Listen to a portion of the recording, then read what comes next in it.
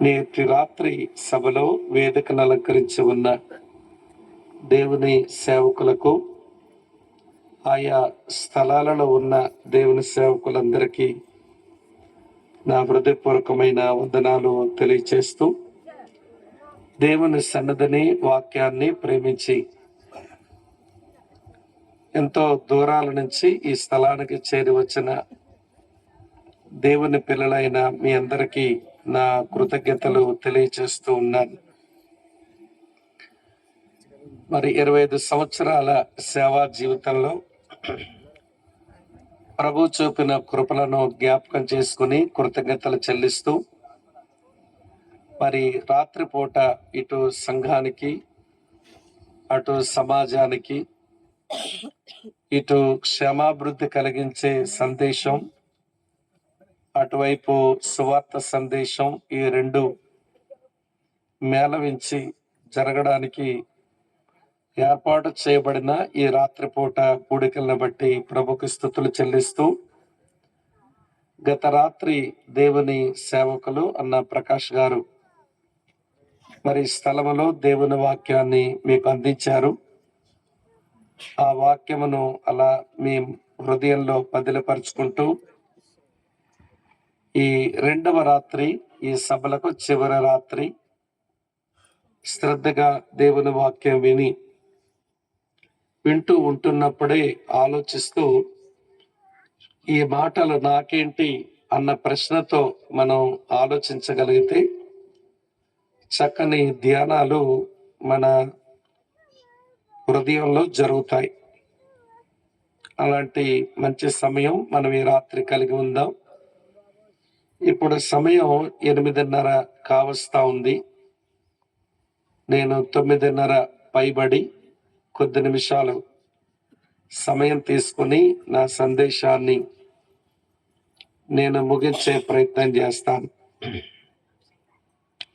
రండి, దేవుని వాక్యములోంచి దేవుని మాటలు చదువుదాం. మత్తయి సువార్త 13వ అధ్యాయం 44వ వచనం ఇలా ఉంది. మత్తయి 13:44. పరలోక రాజ్యం పొలములో దాచబడిన ధనమును పోలి ఉన్నది. ఒక మనుష్యుడు దాన్ని కనుగొని దాచిపెట్టి, అది దొరికిన సంతోషముతో వెళ్ళి తనకు కలిగినదంతయు అమ్మి ఆ పొలమును కొనును. మరో స్థలములో మరికొన్ని వచనాలు చదువుతాను. మార్కు సువార్త 10వ అధ్యాయం 17వ వచనం. ఆయన బయలుదేరి మార్గమున పోవుచుండగా ఒకడు పరిగెత్తుకొని వచ్చి ఆయన ఎదుట మోకాళ్ళుని, సద్బోధకుడా, నిత్య జీవమునకు వారసుడు నగుటకు నేనేమి చెయ్యదును అని ఆయనను అడిగాను. యేసు, నన్ను సత్పురుషుడని ఎలా చెప్పుచున్నావు? దేవుడొక్కడే గాని మరి ఎవడనూ సత్పురుషుడు కాడు. నరహత్య చెయ్యవద్దు, వ్యభిచరింపవద్దు, దొంగిలవద్దు, అబద్ధ సాక్ష్యం పలుకవద్దు, మోసపుచ్చవద్దు, నీ తల్లిదండ్రులను సన్మానింపము అను ఆజ్ఞలు నీకు తెలియను గదా అని అతనితో చెప్పాను. అందుకతడు, బోధకుడా, బాల్యము నుంచి ఇవన్నీ అనుసరించుచునే ఉంటేనని చెప్పాను. యేసు అతన్ని చూచి అతన్ని ప్రేమించి, నీకు ఒకటి కొదువగా ఉన్నది. నీవు వెళ్ళి నీకు కలిగినవన్నీ అమ్మి బీదలకిమ్ము, పరలోకమందు నీకు ధనము కలుగును. నీవు వచ్చి నన్ను వెంబడించమని చెప్పాను. అందుకతడు మిగుల ఆస్తి గలవాడు గనుక ఆ మాటకు ముఖము చిన్నబుచ్చుకొని దుఃఖపడుచు వెళ్ళిపోయెను. మా పరమ తండ్రి, మీకు కృతజ్ఞతలు చెల్లిస్తున్నాము. క్రీస్తునందు మా సోదరుడు రాజు, అలాగనే తన భార్య ఈ ప్రాంతాలకు నీ పరిచర్య చేసేందుకు వారు పిలువబడగా 25 సంవత్సరాలు ఈ స్థలములో నీ పరిచర్యను వారు సాగించగలిగారు. ఎన్నో ఆటపోట్లు, ఒడిదుడుకులు అన్నీ కలిగినా కూడా మీరే సహాయపడుతూ వచ్చిన నీ ప్రేమ కొరకు నీకు స్తుతి చెల్లిస్తూ, 25 సంవత్సరాల నీ నమ్మకత్వం, నీ విశ్వాస్యత జ్ఞాపకం చేసుకుని మీకు స్తోత్రాలు చెల్లిస్తూ ఉన్నాం. ప్రభువా, ఈ రాత్రి నీ సన్నిధిని ప్రేమించి ఈ స్థలమునకు వచ్చిన నీ సేవకులను బట్టి, విశ్వాసులను బట్టి, దూరము నుంచి నీ మాటలు ఆలకిస్తూ ఉన్న ఈ ప్రాంతీయులను బట్టి మీకు వందనాలు చెల్లిస్తూ, నేనెంత బలహీనుడనో నేను ఎరుగుదను. ప్రభువా, నన్ను బలపరిచి ఈ ప్రజల మేలు కొరకు నా నోట నీ మాట ఉంచి అది వారి హృదయాల వరకు చేరునట్లుగా మీ కటాక్షం చూపుదరని, మరోమారు మమ్మల్ని మేము నమ్మదగిన నీ బలమైన హస్తాలకే అప్పగించుకుంటూ నీ సహాయాన్ని కోరుతూ, క్రీస్తు యేసు నామంలోనే స్తోత్రాలు చెల్లించి ప్రార్థిస్తున్నాము తండ్రి. ఆమేన్. ఆమేన్. ఆమేన్. ప్రభునందు ప్రియ సహోదర సహోదరిలారా, ఈ రాత్రి నేను 2 స్థలాలలో 2 వచన భాగాలు చదివాను. మొదటిగా నేను చదివిన వచన భాగం అది ఒక ఉపమానం. ఒక్క వచనములో వ్రాయబడిన ఉపమానం అది. రెండవది నేను చదివిన వాక్య భాగం అది ఒక సంఘటన, అది జరిగిన ఒక సంఘటన. మొదటిదేమో యేసు ప్రభు భూమి మీద ఉన్నప్పుడు చెప్పిన ఉపమానం, రెండవదేమో యేసు భూమి మీద ఉన్నప్పుడు జరిగిన సంఘటన. సరే, ఈ రెండింటికి ఏమి సంబంధం? ఈ రెండు చదివించారు ఎందుకు ఈ రాత్రి అని మీరు అనుకుంటారేమో. మరి చివరి వరకు సావధానంగా శ్రద్ధగా దేవుని మాటలు వినండి, మీకు బోధపడుతుంది. సరే, మొట్టమొదట ఉపమానాన్ని గురించి చెబుతాను, ఆలకించండి. యేసుక్రీస్తు ప్రభు భూమి మీద ఉన్నప్పుడు ఆయన ఉపమానము లేకుండా ఏమీ బోధించలేదట. ఎందుకని అని అంటే, ఆయన మాట్లాడిన మాటలు పరలోక రాజ్యపు సత్యాలు. అది భూమి మీద ఉన్న మనుషులకు అది అంత సులువుగా గ్రాహ్యం కావు, అర్థం కావు. అందుకనే పరలోక సంబంధమైన సత్యాలకు భూమి మీద ఉన్న మనుషులు అర్థం చేసుకునేందుకు ఆయన ఉపయోగించిన భూమి మీద ఉన్న ఉదాహరణలే ఉపమానాలు. మళ్ళీ చెప్తాను వినండి. పరలోక సంబంధమైన సత్యాలు భూమి మీద ఉన్న మనుషులకు అర్థమయ్యేందుకు ఆయన ఉపయోగించిన భూమి మీద ఉన్న ఉదాహరణలే ఉపమానాలు. కనుక బైబిల్ గ్రంథంలో ముఖ్యంగా సృష్టికర్త అయిన దేవుడు శరీరంతో ఈ భూమి మీద ఉన్నప్పుడు ఆయన చెప్పినటువంటి బోధనలో అనేకమైన ఉపమానాలు ఉన్నాయి. కనుక ఉపమానాల్ని ఏ పరిధి వరకు అర్థం చేసుకోవాలనో ఆ పరిధి వరకు అర్థం చేసుకోవడం నేర్చుకోవాలి. సాగుతుంది కదా అని సాగదీస్తే తెగిపోతుందంట. కనుక ఉపమానాలు సాగుతున్నాయి కదా అని సాగదీసి చిలవల పలవల రుద్ది అసలైన అర్థాన్ని కోల్పోయి వేరు అర్థాలకు వెళ్ళిపోయే ప్రమాదం ఉంది. కనుక ఉపమానం ఏ పరిధి వరకు అర్థం చేసుకోవాలనో ఆ పరిధి వరకనే అర్థం చేసుకోవాలి. ఉదాహరణకు చెప్తాను వినండి. ఒక మనుషుడు కొంచెం పొడుగ్గా ఉన్నందున వాడు చూచి ఊరళ్ళంతా అంటున్నారు, వీడొక నిచ్చెన కొయ్యిలా ఉన్నాడు అన్నారు. నిచ్చెన కొయ్యిలా ఉన్నాడు అంటే అర్థం పొడుగున్నాడని అర్థం చేసుకుంటే చాలు.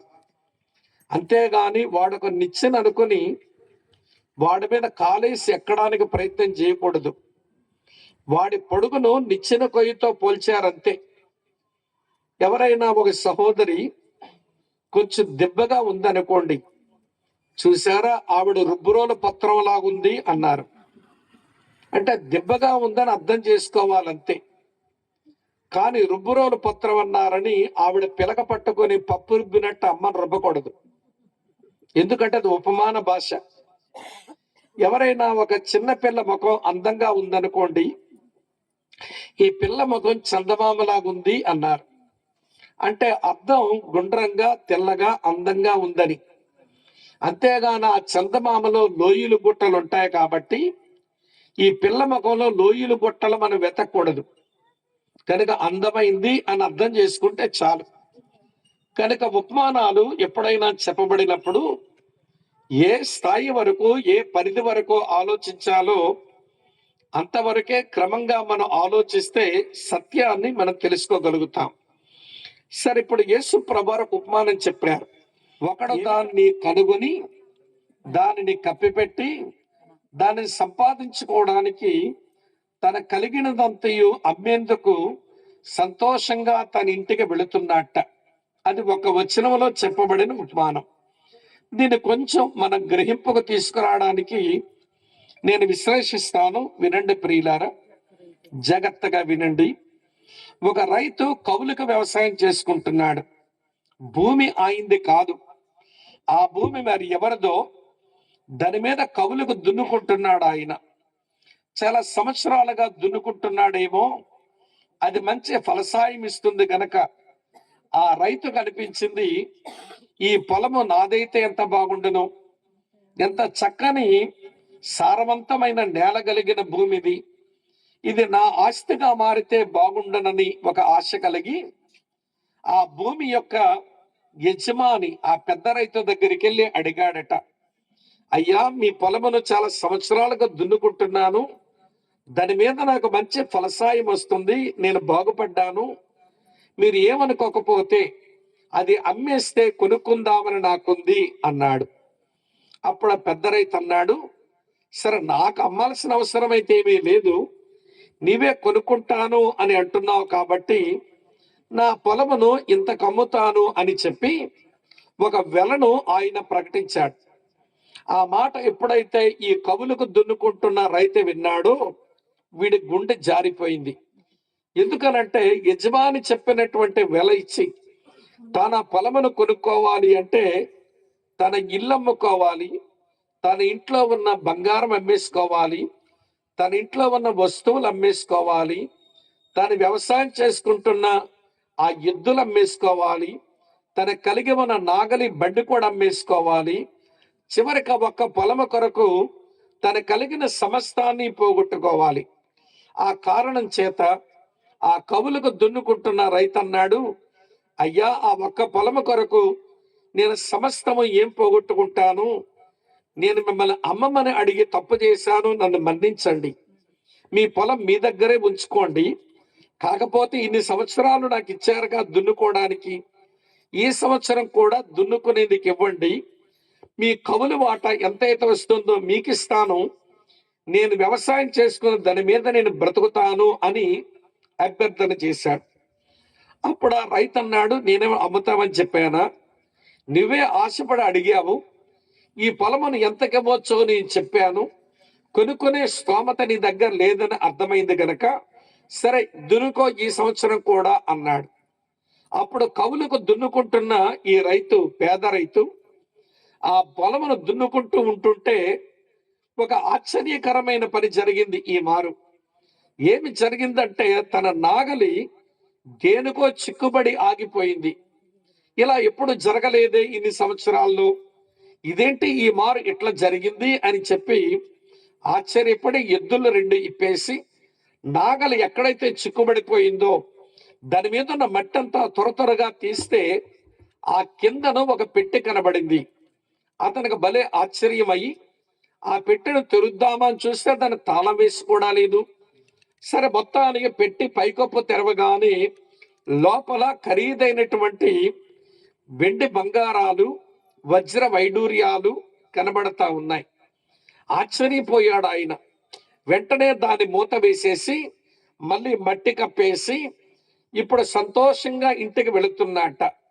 ఎందుకని అంటే తన కలిగినదంతా అమ్మేసి ఈ ఒక్క భూమిని కొనేసుకుంటే చాలే, నా బ్రతుకు బాగుపడుతుంది అని ఇంటికి సంతోషంగా వెళుతున్నట్ట. అది ఉపమానాన్ని విశ్లేషణ చేస్తే చెప్పవలసిన మాటలు. సరే, ఈ కౌలు రైతు సంగతి, ఆ దాచబడిన ధనము కలిగి ఉన్న పొలమ సంగతి నేను విశ్లేషించానుగా, అది మీ మనసులో పెట్టుకోండి. మళ్ళీ దాని జోలికి మనం వెళ్ళొద్దు. నా ప్రసంగ ముగింపులో మళ్ళీ రైతు దగ్గరికి మనం వద్దాం. ఉపమానం ముగించాను, ఇప్పుడు సంఘటన చెప్తాను, వినండి. యేసుక్రీస్తు ప్రభు భూమి మీద ఉన్నప్పుడు ఒకడు పరిగెత్తుకుని వచ్చి, అయ్యా, నిత్య జీవంకు వారసునవ్వడానికి నన్నేం చెయ్యమంటావు అని అడిగాడు. యేసు ప్రభు ఏదో చెప్పారు. అవన్నీ బాల్యం నుంచే చేస్తున్నాను అని వాడు అన్నాడు. అయినా నీకు ఒకటి కొదువు ఉందని ప్రభు చెప్పారు. ఆ కొదువు తీర్చుకోవడానికి మనసు లేక వాడు దుఃఖపడుతూ తన ఇంటికి వెళ్ళిపోయాడట. కనుక ఆ సంఘటనను నేను ఇప్పుడు విశ్లేషణ చేస్తాను. చాలా జాగ్రత్తగా సావధానంగా మీరు వినండి. ఇప్పుడు ఈ వ్యక్తిని గూర్చి, ఈ ధనవంతుని గూర్చి చాలా విషయాలు చెబుతాను. ఇలాంటి వ్యక్తి యోగ్యుడు, మంచివాడు అని మీకు అనిపిస్తుందో, లేక చెడ్డవాడు అని మీకు అనిపిస్తుందో, మీ హృదయాల్లో మీరే తీర్పు తీర్చండి. వివరణ నేను స్పష్టంగా మీకు ఇస్తాను. మీరు ఆలోచిస్తూ ఈ మనిషి మంచివాడని మీకు అనిపిస్తుందో, లేక చెడ్డవాడని అనిపిస్తుందో, మీరే మా మనసుల్లో పెట్టుకొని ఆ విషయాలు మీ హృదయంలో పదిలిపరచుకోండి. ఇప్పుడు వివరణ ఇస్తాను, నాతో రండి. మార్కు సువార్త 10వ అధ్యాయం 22వ వచనం ఇలా రాసి ఉంది. అతడు మిగుల ఆస్తిపరుడు.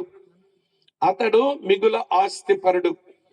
ప్రియులారా, ఈ ప్రపంచంలో మరి విశేషించి మన దేశంలో, మన రాష్ట్రాలలో బాగా డబ్బులున్న వారు అనుకునేదేంటి అంటే, ఏదోలాగా డబ్బులు గడించేసేయాలి, అవతలోని మోసమన్నా చెయ్యాలి, అవతలోని ముంచైనా ముంచాలి, అవతల వాడు బుర్ర అయినా కొట్టేయాలి, మొత్తానికి బాగా డబ్బులు గడించేసి సంవత్సరానికి ఒకసారి దేవుని పేరట దేవుని సన్నిధికి పోయి ఏదైనా ఒక బహుమానం ఇచ్చి పడేస్తే నాకు పరలోక ప్రాప్తి దొరుకుతుంది, నాకు పాప క్షమాపణ దొరుకుతుంది అనుకునేటువంటి ధనవంతులు ఈ ప్రపంచంలో, మరి విశేషంగా మన తెలుగు రాష్ట్రాల్లో అనేకులు ఉన్నారు.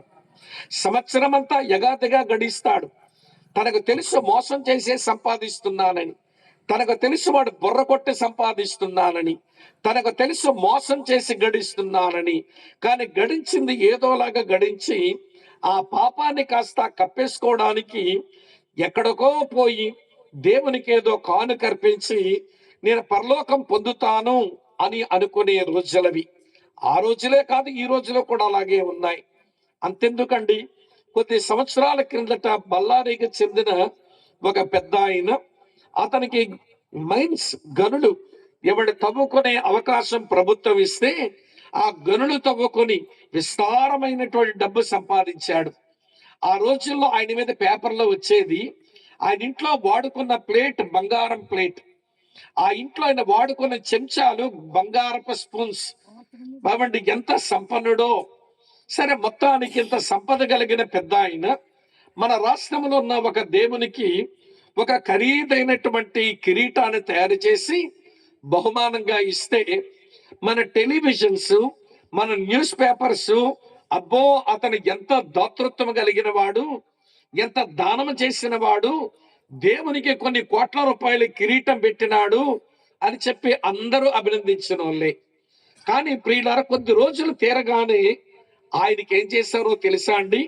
అక్రమంగా మైన్స్ అన్ని తవ్వేసుకున్నాడని చెప్పి కొన్ని రోజులు అతని చెరసాలలో ఉంచారు. ఏ నోరులు అయితే పొగిడాయో ఆ నోరులే అవమానిస్తున్నాయి. ఏ నోరులు అయితే ఎంత దాతృత్వం కలిగిన వాడని అన్నారో అదే నోర్లు వీడంత దుర్మార్గుడు అని అనేసాయి.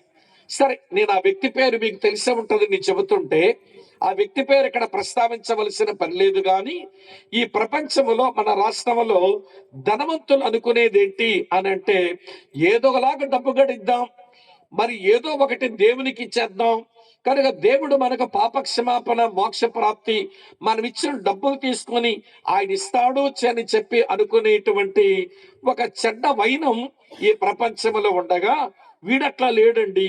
అతని మిగులు ఆస్తిపరుడే. కానీ నా ఆస్తితో నాకు పాపక్షమాపణ రాదు అని తెలుసుకున్నాడు. నా ఆస్తితో నేను పరలోక ప్రాప్తిని పొందలేను అని తెలుసుకున్నాడు. అందుకని యేసు ప్రభు దగ్గరకు వచ్చి, యేసు, నీ నిత్య జీవం పొందడానికి నన్ను ఏం చెయ్యమంటావు అని అడిగాడు. చూసారా, ఇది అతని యొక్క యోగ్యత. ప్రియుల, ఆ రోజు ఈ రోజు ఎప్పుడు ఈ ధనవంతులు మా డబ్బుతో మేము దేవుణ్ణి చేరుకోగలం, మా డబ్బుతో దేవుని యొక్క ఇవ్వండి ఆశీర్వాదాలు పొందగలం అని అనుకొని దేవునికి ఏదో లంచం పెడదాం అనుకుంటారు. నిజ దేవుడు లంచగొండి కాదు. ఆయన ఇచ్చేదేమైనా వరములు ఉచితంగానే ఇస్తాడు తప్ప నీ యొద్ద నుంచి ఏదో ఆయన తీసుకుని వరములు ఇచ్చేవాడు కాదు. ఈ బైబిల్ దేవుడు వరప్రదాత. ఆయన నీ దగ్గర లంచం తీసుకొని వరములు ఇచ్చేటువంటి వైఖరి అతని దగ్గర లేనే లేదు. కానీ ఎరగని వారు లంచం ఇచ్చి డబ్బులు ఇచ్చి దేవుని యొద్ద నుంచి ఏదో పొందుదాము అని అనుకునే వాళ్ళు ఉన్నారు. ఒక ఉదాహరణ చూపిస్తాను.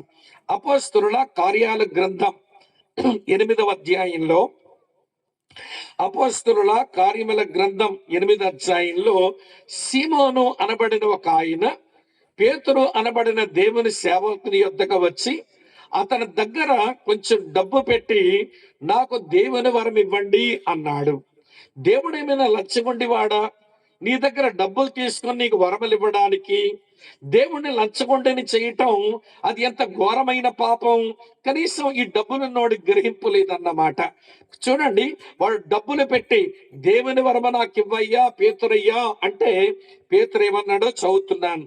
అపోస్తలుల కార్యాలు 8వ అధ్యాయం 20వ వచనం చూడండి. అందుకు పేతురు, నువ్వు ద్రవ్యం ఇచ్చి దేవుని వరమ సంపాదించుకున్నందునని తలంచుకునినందున నీ వెండి నీతో పాటు నశించునుగాక. నీ హృదయం దేవుని ఎదుట సరైంది కాదు గనుక ఈ కార్యమందు నీకు పాలి పంపులు లేవు. కాబట్టి ఈ నీ చెడుతనమని మానుకొని మారు మనసు నుండి ప్రభువుని వేడుకో. ఒకవేళ నీ హృదయాలోచన క్షమించబడవచ్చును. నీవు ఘోరమైన దుష్టత్వములోను దుర్నీతి బంధకములోను ఉన్నట్టు నాకు కనబడుచున్నది అన్నాడు. ఏమయ్యా, నా పాదాల దగ్గర డబ్బులు పెట్టి దేవుని వరమను సంపాదించుకుందామని చూస్తున్నావా? నువ్వు ఘోరమైన దుష్టత్వములో, నీవు దుర్నీతి బంధకములో ఉన్నట్టు కనబడుతుంది. దేవుణ్ణేమో లంచగొండిని చేస్తేవి, ఆ దేవుడి లంచం తీసుకొని నీకు వరమనిస్తాడని చెప్పి ఆశిస్తున్నావు. నీ హృదయమే సరిగా లేదు.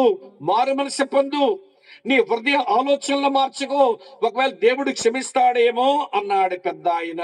నేను మీకు చెప్పగోరే విషయం ఏంటనంటే, ఈ ప్రపంచంలో ధనవంతులు మా డబ్బుతో దేవుని సమీపించగలం, దేవునికి మేమేదో లంచం ఇచ్చి మేము పరలోక రాజ్యం పొందగలం, దేవునికి ఏదైనా కానుక పెట్టి మేము దేవుని నుంచి వరాలు పొందేస్తామని దేవుడిని ఒక లంచగొండి వాడిగా చేసి మనుషుని పబ్బం గడుపుకుందామని అనుకుంటే, అలాంటి వారి విషయమై దేవుని వాక్యం అంటుంది, మీరు ఘోరమైన దుష్టత్వములు ఉన్నారు, దుర్నీతి బంధకాల్లో ఉన్నారు. ఇలాంటి వారు క్రైస్తవ సమాజంలో కూడా ఉన్నారండి.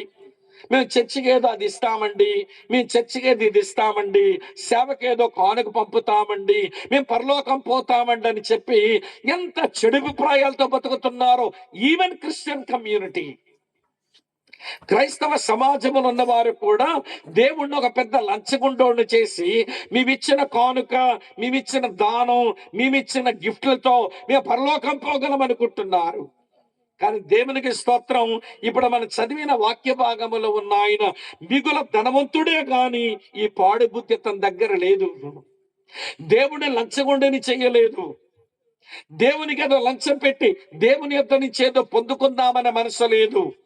ఏదో ఉంటుంది, నేను పాపక్షమాపణ పొంది నిత్య జీవం పొందాలంటే ఏం చెయ్యాలో నాకు తెలియటం లేదని యేసునొద్దకు వచ్చాడు. చూశారు, వాడు చాలా యోగ్యుడు అనిపిస్తుంది. ఈ ప్రపంచంలో చాలా మంది ధనవంతుల కంటే, ఈ ప్రపంచంలో చాలా మంది ఆస్తిపరుల కంటే వీని చాలా మంచోడా అని అనిపిస్తుంది. అక్క, చెల్లి, తమ్ముడన్నా వినండి, మన డబ్బుతో పాపక్షమాపణ సంపాదించుకోలేము, మన ఆస్తితో పరలోక ప్రాప్తిని మనం సంపాదించుకోలేము. మన డబ్బు మనల్ని చచ్చాక అది పరలోక రాజ్యంలో పెట్టలేదు అనే విషయాన్ని మనం గుర్తెరిగితే మంచిది. ఈ విషయంలో ఇతగాడు చాలా మంచివాడు అనిపిస్తుంది. నా ధనముతో పరలోకం చేరుకోలేను అని స్పష్టమైన గ్రహింపు కలిగిన వాడు. నేను అనుకుంటున్నాను, ఈ దేశంలో ఈ ప్రపంచంలో ఉన్న చాలా మంది డబ్బున్నోళ్ళ కంటే వీడు చాలా మంచివాడు అనిపిస్తుంది. ఇది నా మొదటి మాట. రెండో మాట చెప్తాను వినండి. ఈయన గురించి డాక్టర్ లూకా గారు ఒక మాట రాశారు. లూకాసు 18వ వచనం. లూకాసు వార్త 18వ అధ్యాయం 18వ వచనం చూడండి. ఇతగాడు గురించే రాసింది ఇలాగా: ఒక అధికారి ఆయనను చూచి, సద్బోధకుడా, నిత్య జీవమునకు వారసుడు నగుటకు నేనేమి చెయ్యవలను అని ఆయనను అడిగాను. లూకా గారు రాసిన ఈ మాట చూస్తే అతను ధనవంతుడనే మాట మార్కు రాశాడు, మిగుల ఆస్తిపరుడనే మాట మార్కు రాశాడు. కానీ లూకా రాసింది అతను ఒక అధికారి. ఇక్కడ కూడా ఒక విషయం మీతో చెప్పాలి. ఈ దేశంలో చాలా దేశాల్లో అధికారులు మాకు మేముగా దేవుని సమీపించగలము, మా అధికారంతో మేము దేవుని రాజ్యానికి వెళ్ళగలమని వాళ్ళంతా వారి అధికారంతో దేవుని సమీపిద్దాం అనుకుంటున్నారు. నా మట్టుకు నేను 8వ తరగతి చదువుతా ఉన్నప్పుడు ఒక దేవాలయానికి మా తల్లిదండ్రులు తీసుకుని వెళ్ళినప్పుడు చాలా పెద్ద క్యూ ఉంది. క్యూలో మీకు